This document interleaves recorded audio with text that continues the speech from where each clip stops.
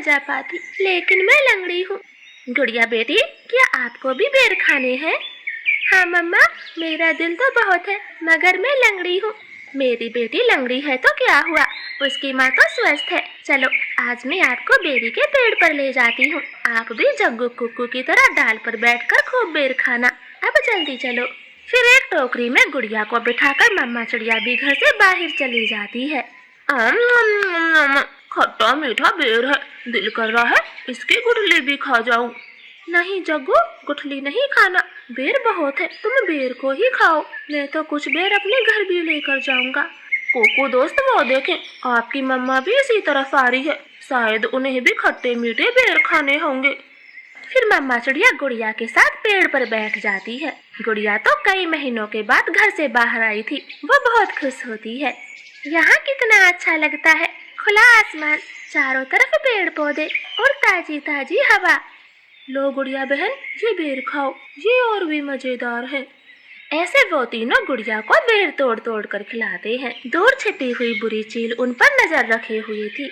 अरे वाह, एक साथ चार चार शिकार है, किसी एक का खात्मा तो हो ही जाएगा, बड़ी तेज भूख लगी है। फिर वह बुरी चील धीरे धीरे बेरी के पेड़ तक पहुंच जाती है और एकदम से उन्हें घेर लेती। जग्गू और कुक्कू तो डर के मारे मम्मा चिड़िया के पीछे छिप जाते हैं। सब ऐसे ही खड़े रहो, अगर एक भी भागा तो कच्चा चबा जाऊंगी, बड़ी तेज भूख लगी है मुझे। नाना चील जी, हमें जाने दे, हमारी जान बख्श दे, छोटे बच्चों पर रहम करे। नाना चिड़िया, किसी एक को तो अपना शिकार बनाकर ही खाऊंगी। चील उनके सामने बैठी थी, तभी धीरे से जग्गू कौवा कुक्कू के कान में बोलता है। कुक्कू दोस्त, इस चील को गुड़िया को सौंप देते हैं, वैसे भी गुड़िया लंगड़ी है, ये जी कर क्या करेगी, कम से कम हम तीनों की तो जान बचेगी। जग्गू की ये बात सुनकर कुक्कू तुरंत अपनी माँ से बोलता है। मम्मा मम्मा, गुड़िया को यहीं छोड़ दो और चलो यहाँ से, हम अपनी जान बचाते हैं। हाँ भाई, ये भी ठीक है, मेरा काम इस लंगड़ी चिड़िया से ही चल जाएगा, तुम सब चले जाओ।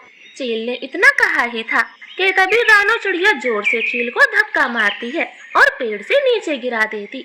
जग्गू कुक्कू, गुड़िया को साथ लेकर यहाँ से भाग जाओ, मैं इस चील को आपके पीछे नहीं आने दूंगी। बेटा जल्दी से भागो यहाँ से। इतना कहकर रानो चील पर हमला कर देती है और जग्गू और कुक्कू टोकरी लेकर वहाँ से भाग जाते हैं। चिड़िया और चील में काफी देर तक लड़ाई होती है और आखिर में चील रानो को जान से मार देती है। मरगी, छोटी चिड़िया मरगी, मुझसे लड़ने चली थी, अब तेरा मांस में मजे से खाऊंगी। कुक्कू भाई, मम्मा अभी तक घर नहीं आई। मम्मा को चील ने मार दिया है, वरना वो अब तक आ जाती, क्या जरूरत थी मम्मा को वहाँ ले जाने की। भाई, अगर हम वहाँ न होते तो वो बुरी चील आपको खा जाती, आप ऐसा क्यों बोलते हो? नहीं, हम चील के हाथ कभी ना आते, वो तो तुम साथ में थी, इसलिए मम्मा ने चील से लड़ाई करने की सोची। तुम लंगड़ी थी ना, माँ को तेरी वजह से मरना पड़ा, अब तू ही माँ की हत्यारन है, समझी? ऐसे कुक्कू तो गुड़िया को ही दोषी ठहराता है। अब गुड़िया का ध्यान रखने वाला कोई नहीं था। कुक्कू सारे सारे दिन बाहर घूमता फिरता, वो लंगड़ी बहन का बिल्कुल भी ख्याल नहीं रखता, चाहे वो भूखी हो या फिर प्यासी हो। भाई, सुबह से रात हो गई है, आप मेरे लिए कुछ खाने को नहीं लाए?